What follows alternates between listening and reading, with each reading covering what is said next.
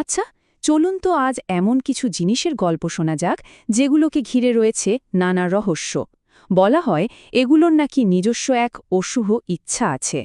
মিউজিয়ামের ধুলোমাখা কাচের ভেতর থেকে শুরু করে এমনকি ইন্টারনেটের আনাচে কানাচে কিছু জিনিসের গল্প এতটাই ভয়ঙ্কর যে সেগুলোকে অভিশপ্ত বলা ছাড়ে আর কোনো উপায় থাকে না। তো চলন শুরু করা যাক একদম ক্লাসিক দুটো অভিশপ্ত জিনিসের গল্প দিয়ে, যেগুলো বছরের পর বছর ধরে মানুষকে ভয় দেখিয়ে আসছে।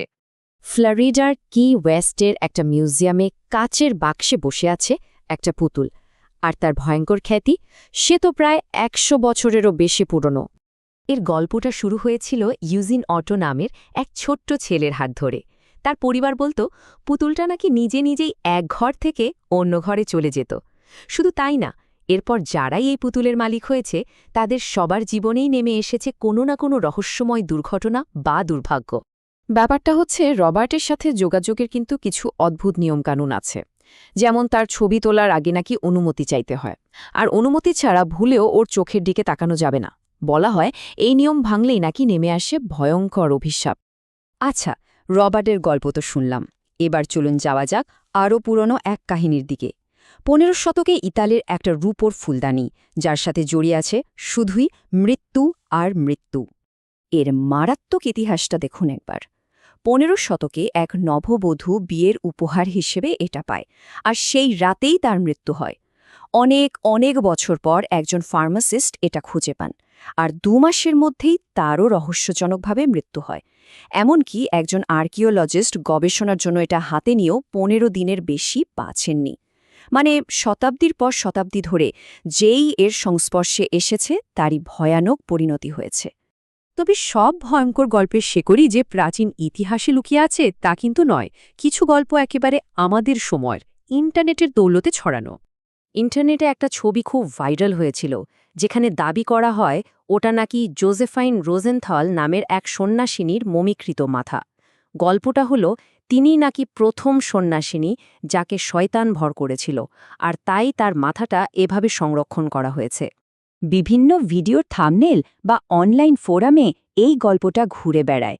কিন্তু প্রশ্ন হলো, এই গাছ হমছমে গল্পটা কি আদৌ সত্যি? এর পেছনের আসল ঘটনাটা কিন্তু বেশ অবাক করার মতো। তাহলে আসল সত্যিটা কি? সত্যিটা হলো, এই যে অভিশপ্ত মাথাটা দেখছেন, এটা আসলে কোনো সন্ন্যাসিনীর মাথা নয়। এটা লন্ডনের একজন শিল্পী অ্যালেক্স সিয়েফ এর তৈরি একটা অসাধারণ শিল্পকর্ম। এটা তার দ্য ক্যাবিনেট অফ কিউরিওসিটি নামের একটা কালেকশনের অংশ। কিন্তু কিছু গল্প আছে যেগুলোকে এত সহজে ভুল বা বানানো বলে উড়িয়ে দেয়া যায় না। এই গল্পগুলো বাস্তব আর কল্পনার মাঝের দেয়ালটাকেই যেন ভেঙে দেয়।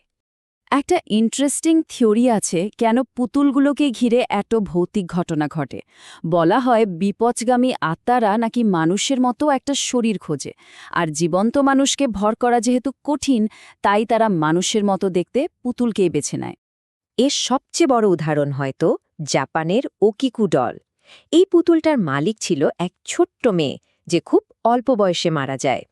বিশ্বাস করা হয় মেয়েটির আত্মা পুতুলটার মধ্যে রয়ে গেছে।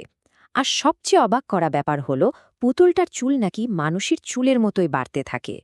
সায়েন্টিফিক টেস্টে এটা প্রমাণও হয়েছে যে চুলগুলো আসল মানুষেরই চুল।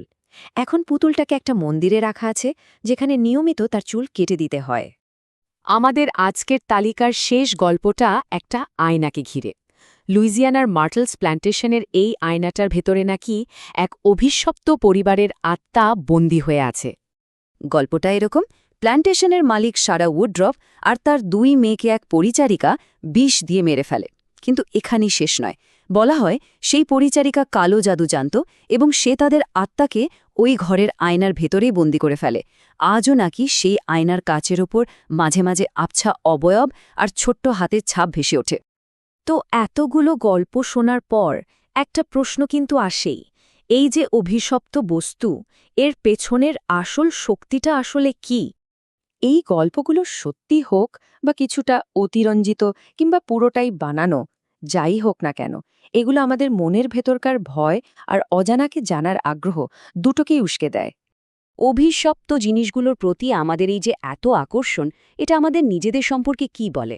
হতে পারে আমরা আমাদের দুর্ভাগ্য বা ভয়গুলোকে কোনো বস্তুর উপর চাপিয়ে দিয়ে একটা ব্যাখ্যা খুঁজি। অথবা হতে পারে আমরা বিশ্বাস করতে ভালোবাসি যে এই সাধারণ জড় বস্তুগুলোর মধ্যেও এমন কোনো শক্তি থাকতে পারে যা আমাদের চীনা জগতের বাইরের।